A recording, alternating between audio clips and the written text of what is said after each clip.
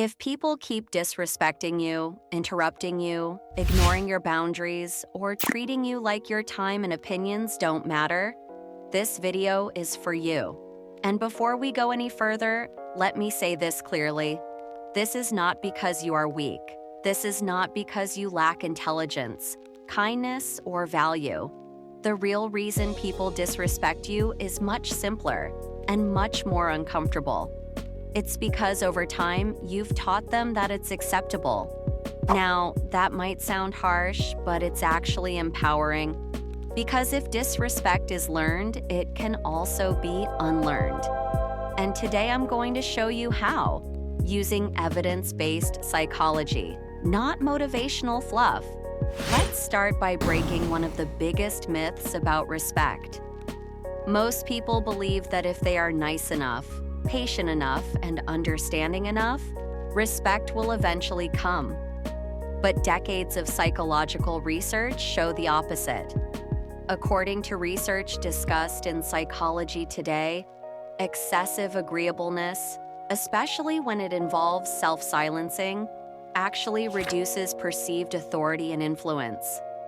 In simple terms, when you consistently put your needs last, people unconsciously rank you lower in social priority.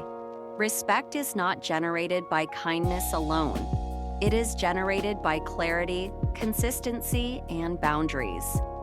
Another major misconception is that respect is something you wait for, that one day people will finally see your worth. But social psychology shows that respect functions as a behavioral contract.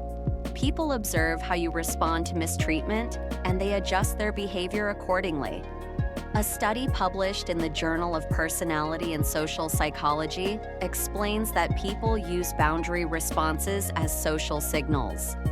When boundaries are weak or inconsistent, disrespect increases. When boundaries are clear and enforced, respect follows, even if people don't like it at first. So, the problem isn't that people are rude by nature. The problem is that the system you're operating in rewards disrespect. Let's change that system. The first step to stopping disrespect is defining your boundaries, not in your head, but consciously and clearly. Boundaries are not about controlling other people. They are about controlling your responses. Research from the American Psychological Association shows that individuals with clearly defined personal boundaries experience lower stress, higher self-esteem, and healthier relationships. Yet most people never actually decide what behavior they will and will not tolerate. Ask yourself this honestly. What behavior am I allowing today that quietly drains my self-respect? Interruptions, late responses, dismissive comments, jokes at your expense. If you don't define your boundaries, other people will define them for you, and they will always choose what benefits them. The second step is learning assertive communication. Not aggressive, not passive, but assertive. Assertiveness is one of the most misunderstood skills in personal development. Many people think it means being confrontational or harsh. In reality, assertiveness is simply clear, respectful self-expression without apology. Clinical psychology research consistently shows that assertive communication increases cooperation and reduces conflict more effectively than either aggression or passivity. One of the most effective evidence-based communication structures is this. When this happens, I feel this and I need this. For example, when you interrupt me, I feel dismissed and I need to finish my point before responding. This works because it avoids blame, communicates impact, and sets an expectation. You're not attacking the person, you're correcting the behavior. And here's something important. You do not need to over-explain. Over-explaining is often a sign of insecurity, and it invites negotiation where none is needed. Respect grows when your message is calm, concise, and firm. The third step is behavioral reinforcement, and this is where most people fail. Setting a boundary once is not enough. Boundaries only work when they are consistently enforced. Psychologists refer to this as operant conditioning. Human behavior changes based on consequences, not intentions. If someone disrespects you and nothing happens, their brain learns that the behavior is safe. If someone disrespects you and you calmly disengage, pause the interaction, or remove access, their brain learns that the behavior has a cost. This doesn't mean punishment, it means alignment. For example, if someone repeatedly talks over you, you calmly say, "I'm happy to continue when I can finish speaking." And if it happens again, you stop engaging. No arguing, no lecturing, no emotional escalation. Consistency is what builds respect.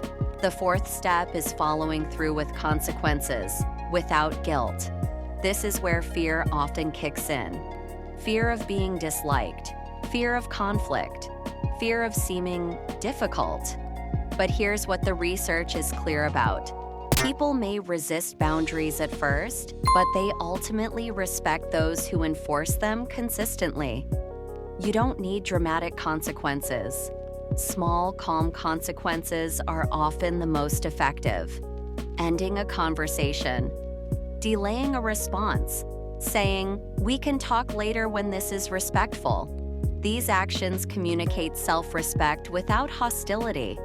And if someone reacts negatively to your boundary, that reaction tells you something important. They benefited from your lack of boundaries before.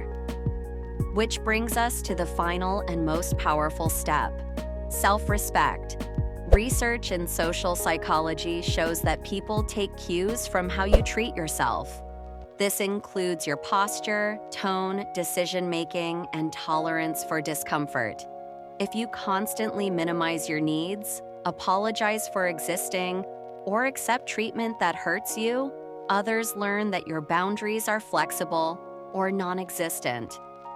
But when you treat yourself as someone worth respecting, others adjust. Not because you demand it, but because your behavior leaves them no alternative. Respect is not about dominance. It's about self-alignment.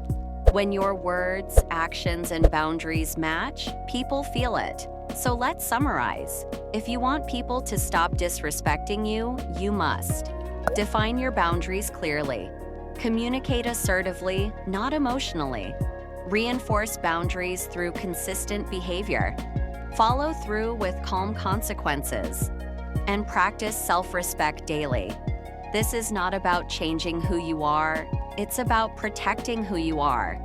And the moment you do that, everything changes.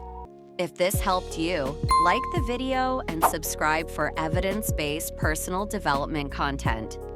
And comment below, what boundary are you committing to set this week?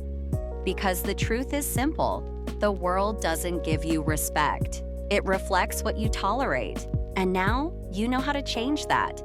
Thank you for watching, and don't forget to subscribe.